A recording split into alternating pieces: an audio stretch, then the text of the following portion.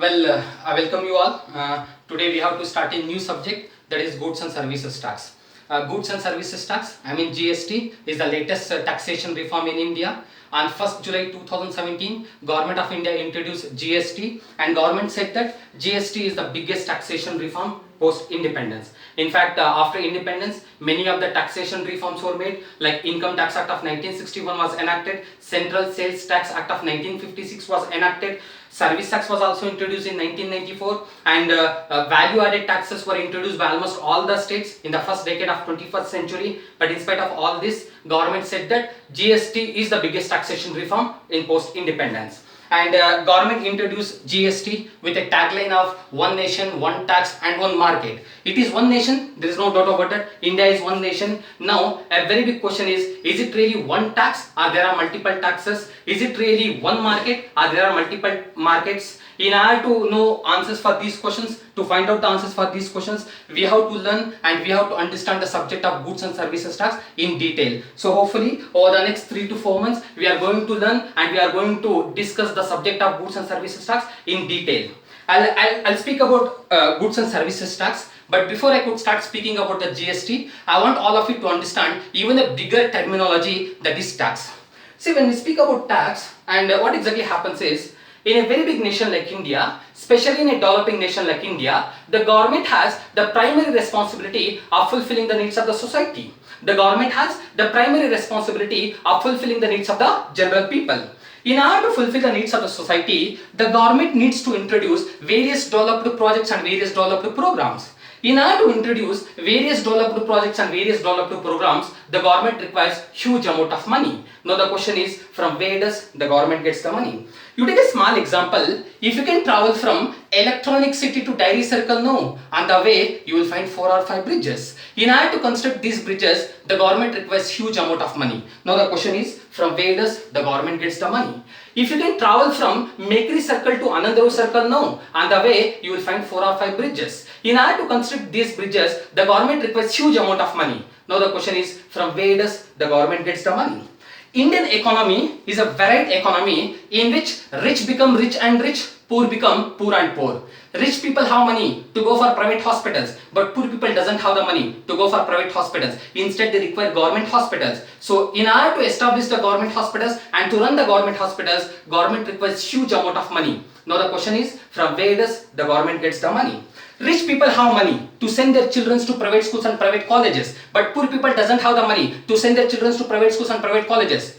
Poor people require government schools and government colleges. So as a government, to establish the government schools and government colleges, government requires huge amount of money. Again, the same question should be asked, that from where does the government gets the money? Believe me, government has various sources of revenue. Among various sources of revenue, one major source of revenue to the government is tax. When we speak about tax, tax is a compulsory payment which has to be paid by every citizen. Tax is something which has to be paid by every citizen. Everyone must pay tax to the government. And believe me, everyone pays tax to the government. Don't say that we are not paying tax to the government. In fact, everyone is paying tax to the government. For instance, if you recharge your mobile phone, for 100 rupees, you will not get 100 rupees talk time. Probably you will get 80 rupees talk time. Where the 20 rupees is going? Believe me, out of the 20 rupees, 18 rupees is going to the government in the form of tax. If you go to a Sangeeta showroom, if you purchase a mobile phone, if the price of the mobile phone is 25,000 rupees, sales boy will give you a bill, and that bill says that inclusive of all the taxes. I mean to say, when you recharge your mobile phone, you pay tax to the government. When you bought a mobile phone in the Sangeeta showroom, you pay tax to the government. So what exactly I am trying to look here? Everyone must pay tax to the government in India, and everyone pays tax to the government, but only difference is few will pay directly to the government and few will pay indirectly to the government. See, when we speak about tax, any nation for that matter, government collects the taxes in 2 ways. Government collects the taxes in 2 ways. One is government collects the direct taxes. Government collects the direct taxes. At the same time, government collects what? Indirect taxes. What are these direct taxes and indirect taxes? Direct taxes are those taxes which government collects directly, and indirect taxes are those taxes which government collects indirectly. I repeat it once again for the better understanding of you. Direct taxes are those taxes which government collects directly. Indirect taxes are those taxes which government collects indirectly. Direct taxes are those taxes which has to be paid by those whose income exceeds a particular exemption limit. And indirect taxes are those taxes which everyone will pay. Indirect taxes are those taxes which everyone will pay. The reason is, as I told you, that Indian economy is a different economy, and saddest truth of India is that Indian rich are richest in the world and Indian poor are the poorest in the world. What government does? The gap between the rich and poor is this big. Government always tries to reduce the gap. So what government says? Government says that indirect taxes are those taxes which everyone will pay. Which everyone will pay. Now people will ask that if indirect taxes are those taxes which everyone will pay, then what is the difference between rich and poor? Then government says, hold on. We have something called direct taxes. We will tell only those whose income exceeds a particular exemption limit. We will tell those category of the people to pay what? Direct taxes to the government. So if we speak about direct tax and direct taxes in India, today the major direct tax, if we speak about direct tax for that matter, the major tax what we have in India is what? The income tax. Okay. In fact, in the past we had one more tax called as a wealth tax. In India, wealth tax was introduced in 1957 and it was there in the practicality even till 2016. But in the year of 2015, when the budget was announced, the wealth tax was abolished. So today we don't see wealth tax in the practicality. And when we speak about the direct tax today in India, we have only one tax. We have only one major tax in India. That is what? The income tax. And coming back to the indirect taxes. Indirect taxes, government under the indirect taxes, what were the major taxes we had in the older taxation regime? Indirect taxes are majorly collected on two elements. Indirect taxes are majorly collected on how many elements? Two elements. One is indirect taxes are collected on goods. Indirect taxes were collected on goods. Not only this, indirect taxes were collected even on what? Services. Indirect taxes are those taxes which government collects indirectly. Indirect taxes were collected on two aspects. One is the goods and another is what? The services. On goods, if I speak about only goods, as a trader, whenever you are manufacturing the goods, you should have paid excise duty to the government. As a manufacturer, whenever you are manufacturing the goods, you should have paid excise duty to the government. Whenever you are selling the goods, if you are selling it within the state, you should have paid value added tax to the government. If you are selling from one state to another state, you should have paid central sales tax to the government.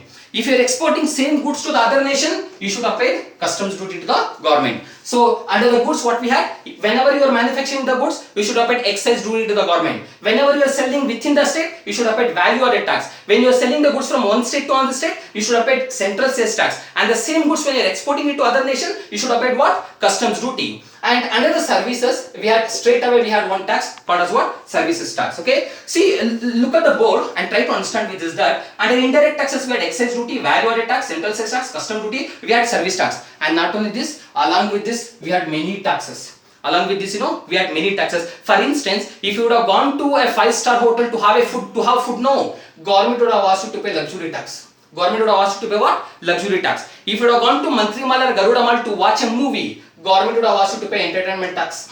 If you would have moved from one locality to another locality, no, government would have asked you to pay entry tax. If you would have taken goods from one place to the other place, no, government would have asked you to pay outright. If you would have registered your property, government would have asked you to pay stamp duty. When you bought a vehicle, in order to bring the vehicle on road, you should have paid a motor vehicle tax as well. Mean to say, whenever we spoke about the indirect taxes, so we had nearly 20 taxes we had, in the practicality. Starting from excise duty to VAT to CST to custom duty, luxury, entertainment, entry tax, octroi tax, and service tax. Not only this, I have put only some 10 to 12 taxes on the board. Along with this, we had many multiple taxes. We had close to 20 taxes we had under indirect taxation regime.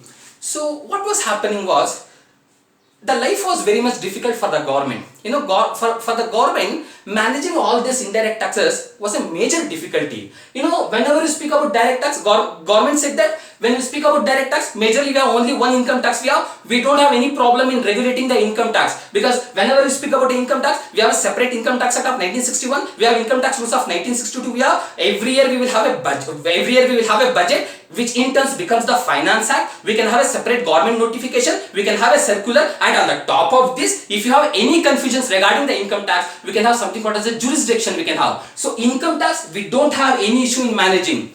But the biggest problem for the government was managing the indirect taxes. Why? Because, the structure of indirect taxes was very big compared to the structure of direct taxes. So what government should have done? For income tax, we don't have any issue. But for excise duty, separate tax, separate rules, separate notification, separate circular. For central sales tax, separate rules, separate notification, separate circular. For value added tax, all the state had separate tax, separate notification, separate circular. Even for the service tax, we had separate rules and notification and circular. Life was very much difficult for the government. What government said that we have lot of difficulty in managing it. See, one more thing I tell you, forget about government. In the older taxation regime, life was difficult even for the common people like me and you. Life was very much hard even for the common people like me and you. For example, if you would have gone to a 5-star hotel, if you would have paid a bill of 2000 rupees now, you don't knew that you had paid nearly 4 to 5 taxes on a bill of 2000 rupees. For instance, if you would have gone to a 5-star hotel to have a food, as soon as you enter the 5-star, in the older taxation regime, I'm telling you, when you had gone to a 5-star hotel, whenever you wanted to go to a 5-star hotel to have a food, as soon as you enter the 5-star hotel now, government will tell you that you could easily have the food in a small hotel, but why you are entering a 5-star hotel? It speaks your luxury. Pay luxury tax to the government. You will enter the 5-star hotel, you will sit on the dining table, you will listen to the music, and a very big television screen you will see on the wall. You may be watching a news channel, cricket match or football match. Government says you are getting entertained. Pay entertainment tax to the government. Then waiter will come, he will take the orders from you. You are sitting in the 2nd floor, kitchen is in the ground floor. Waiter will go to the ground floor, he will bring the food to the 2nd floor and he will serve you. Government says you are receiving service. Pay service tax to the government. Then finally you will start consuming the food. Government says you are consuming the food. No, you have to pay value added tax to the government. Then you will pay 2000 rupees of bill and you will come out of the hotel and you don't know that you paid 4 taxes. Believe me, you went to a hotel to have food, you paid a bill of 2000 rupees, but in that 2000 rupees bill you paid 4 to 5 taxes. So life was not only difficult, in fact life was hell under older taxation regime. So what government said, we have difficulty in managing all these taxes. In place of all these taxes, we will bring only one tax. That is what government introduced something what was what? Goods and services tax. What government said, we have difficulty in regulating all these taxes, and even the final consumer is suffering a lot, even the traders are suffering a lot, business category people are also suffering a lot. Government said, we will remove all these taxes from the practicality. In place of all the indirect taxes, we will bring only one tax, that is what? Goods and services tax. And now when we speak about history of this GST, when we try to trace back the history roadmap of this goods and services tax, France was the first nation to introduce GST in the entire world. France was the first nation to introduce GST. France introduced GST in 1954. Imagine 1954. 1954 was just 8th year of our independence. France introduced in 1984. Instead, it is 1954. France introduced GST in 1954. We the Indians introduced GST in 2017. How late we were in introducing GST. But let me not speak about how GST has come in the other nation. But if I try to trace back the history of the goods and services tax in India, it was in 1999. It was in 1999 when the idea of introducing single common tax in India was proposed. The idea was generated and the idea was proposed. There was a meeting in 1999. The meeting was between then Prime Minister of India, Atal Bihari Vajpayee ji, along with the economic advisors. In the meeting, they had come to a conclusion that entire India we should have only one tax. We should not have different tax like how we were having in 1999. In the meeting, it was decided that we will change the structure of indirect taxes and will bring only one tax in the place of indirect taxes. Okay, and later on to work on this, to suggest a GST model, to design a GST model, government appointed a committee, and that committee was headed by Azim Das Gupta, who was the finance minister of West Bengal at that time. And after 2 or 3 years, in the year of 2002, under the same government appointed one more committee. Okay, government appointed one more committee called as Task Force Committee, and which was headed by Vijay Kalkar to give the roadmap and to make all the arrangement to implement GST in India. See, look here, one more thing. Why government appoints the committee? Why exactly government appoints the committee is, whenever government wants to make some reforms in a particular sector, to work on that particular to work on bringing some reforms in a particular sector, government appoints a committee, independent committee, mind you, okay. So even if you look into the banking sector, when government wanted to bring some reforms in the banking sector, government appointed a committee called as the Narsimham committee. And I have told you in my previous classes as well that whenever we speak about Indian banking, whenever we trace back the history of Indian banking, the name of Narsimham committee will always be written in the golden words, because such are the contributions of Narsimham committee. So what exactly I am trying to tell you, whenever government wants to make some reforms in a particular area, government appoints a committee. And even for implementing GST in India, government had appointed a committee, and the name of that committee was a task force committee, task force committee headed by Vijay Kalkar. And they worked on this 2002. This committee was appointed. They worked on this making some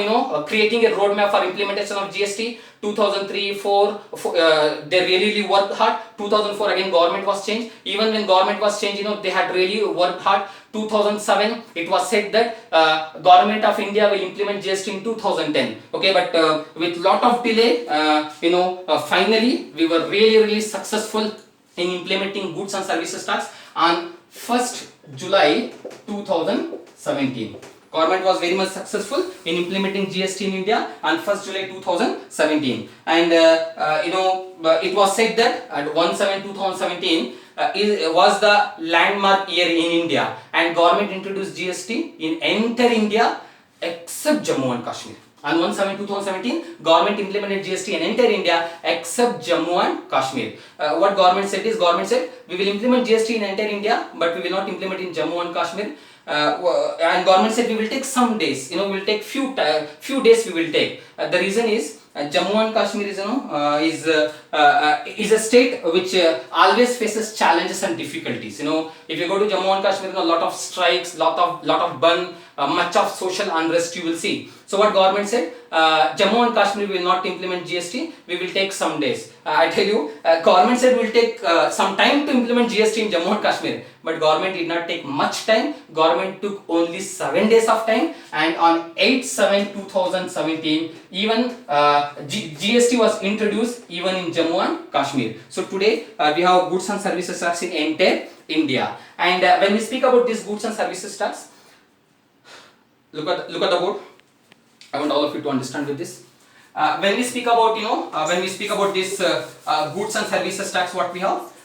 Goods and services tax, I mean GST, is a tax on supply of goods or services or both, except on alcohol liquor for human consumption. I repeat it once again for the better understanding of you. What is GST? GST is any tax on supply of goods or services. Underline the terminology, supply. What I am trying to tell you, underline the terminology, the supply. And if you ask me, and hopefully over the next 3 to 4 months we will understand the GST law in detail, and at the end of the semester you will come to know this and you will come to a conclusion. And if you ask me that, if you look into the entire GST law and the major terminology, one of the entire GST law, an important terminology happens to be the supply. If you ask me that, what is the important terminology in the entire GST law, I would simply tell you that it is what? The supply. Because I believe that supply is the heart and soul of the GST law. Why? Because in the older taxation regime, in the indirect taxation regime, what we are? In the older taxation regime, government used some terminologies like purchases and sales. What government was using? Government was using something called as terminology like purchase and sales. Okay. So, but in the GST era, GST law, we have not used the term called as purchases or sale. Instead, we have used a term called as what? Supply. And the supply, what we have done? Two types of supplies we have. One is we have supply inwards. We have supply inwards, and at the same time we have one more supply called as what? Supply outwards. So look at the board. Earlier we had some terminologies like purchase and sales, but in the GST law we don't have the terms called as purchase and sales. Instead we have a term called as what? Supply. There can be supply. We have supply can be a inwards or it can be what? A outwards. Technically speaking, supply inwards and supply outwards we have. Technically speaking, supply inwards are your purchases and supply outwards are your sales. So what I am trying to tell you, there supply can be of two categories. One is there can be supply inwards and supply outwards. We have supply inwards are your purchases and the supply outwards are your what? The sales. Okay. So again, these supplies can be classified into two categories. One is you can have intrastate supply. One is I want all of you to understand with this. Look at the board. Look at the board. Supply again can be of two categories. One is there can be intrastate supply and one can be what? Interstate supply. What are intrastate supplies? When supply takes place, when supply of goods takes place within the geographical boundaries of a state, no, we call it as intrastate supply. When the same supply takes place from one state to another state, we call it as what? Interstate supply. I repeat it once again for the better understanding of you. What are intrastate supply? Intrastate supplies are those supplies which takes place within the geographical boundaries of a particular state. These are what? Intrastate supply. What are interstate supplies? Interstate supplies are those supplies which takes place from one state to another state. For instance, for example, a dealer of Bangalore supplying goods to a dealer of Gulbarga. Bangalore, Gulbarga within the Karnataka state, intrastate supply.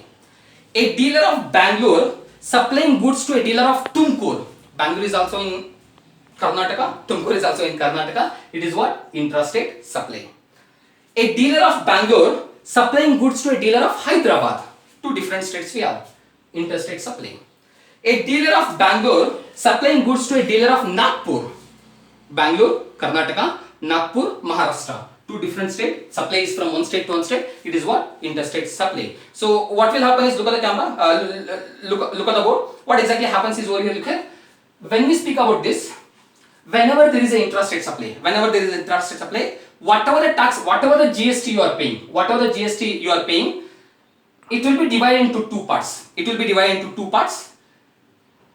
Half will go to central government, half will go to central government, and half will go to state government. The portion of the tax, whenever there is a supply within the state, when you pay the tax, whatever the taxes you are paying, half of the part will go to the central government and half portion will go to the state government. The division to the central government is called as central GST and the division to the state government is called as what? State GST. One is what, we got two terminology. Whenever there is a supply within the state, when supply is taking place within the geographical boundaries of a state, it is called as an intrastate supply. You would be paying tax to the government. Whatever the GST you are paying will be divided into two parts. One is what? CGST, stands for Central Goods and Services Tax. One is SGST, stands for State Goods and Services Tax. Okay, so this will go to the central government and this will go to the state government. So let me add one more thing over here. That India, we have states, but at the same time we have union territories as well. At the same time we have 7 union territories we have. But mind you, if you may have a dilemma and you may have a question that if all the states are charging CGST and SGST, but when we don't have, there are some union territories, we cannot call them as states, but instead they are the union territories. What kind of taxes they will levy? Look at the board. Under the 7 union territories, there are 2 union territories. Under the 7 union territories, one category is of 2 union territories. And remaining we have how many union territories? 5. For the purpose of GST, these 2 union territories are considered as separate states. These 2 union territories are considered as separate states, and in those union territories, what will apply? SGST will apply. So which are those states? One is Delhi. One is what? Delhi, and another is Pondicherry. Look at the board. There are 7 union territories I am telling you, but among the 7 union territories, there are 2 union territories in which and let me tell you one more thing. Out of the 7 union territories, these 2 union, why we have classified 2 and 5, these 2 union territories are those union territories which has their own legislature.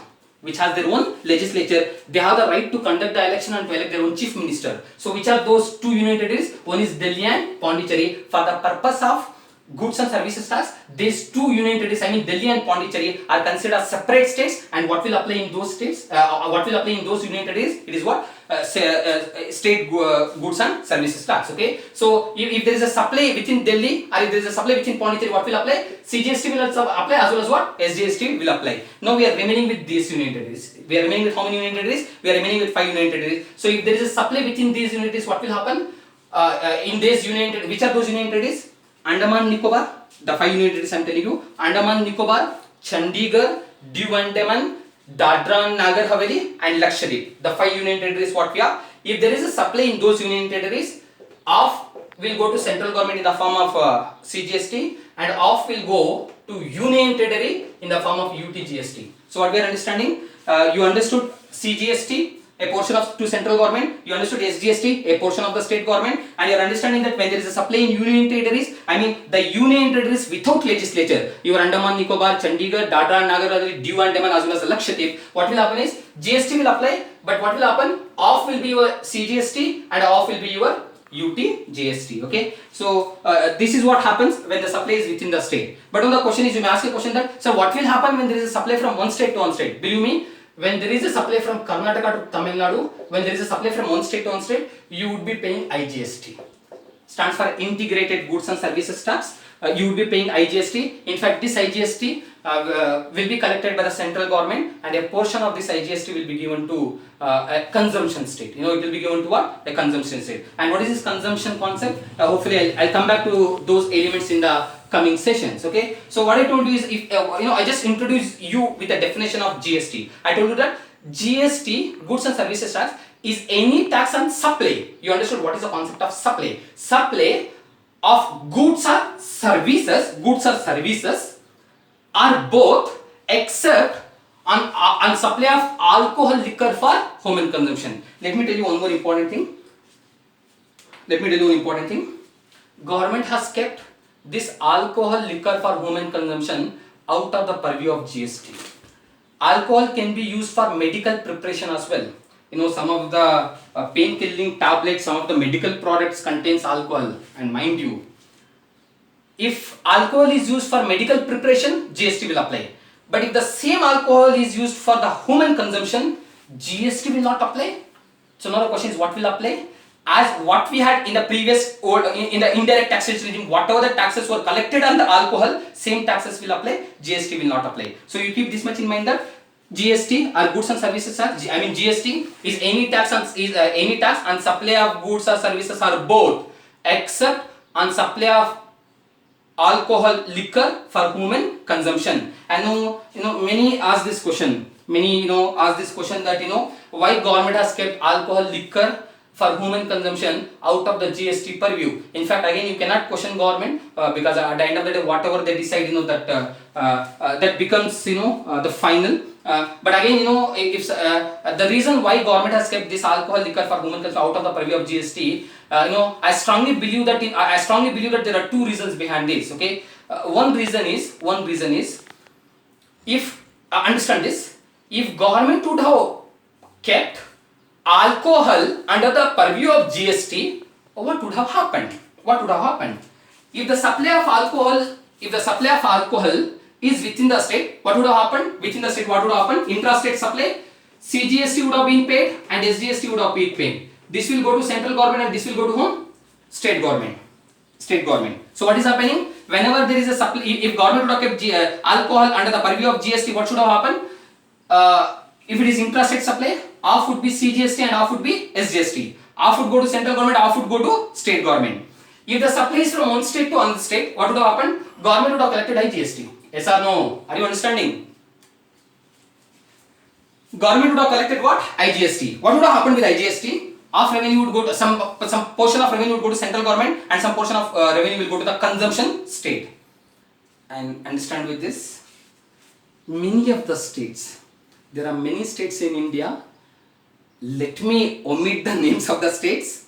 There are few states in India whose major revenue is from alcohol.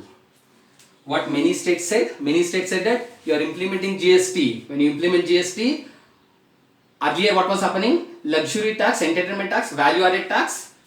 These taxes were collected by the state government. Government said, when you are implementing GST, you will take major revenue of state governments.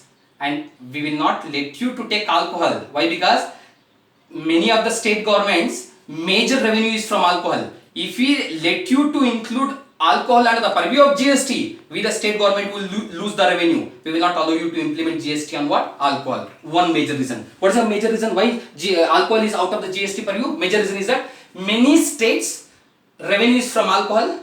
To have a regular source of income to every state, government has kept alcohol out of the purview of GST. Point number one.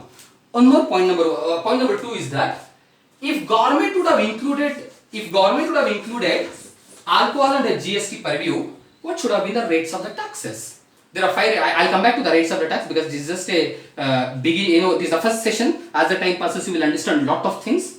If government would have kept alcohol under GST, what would have happened?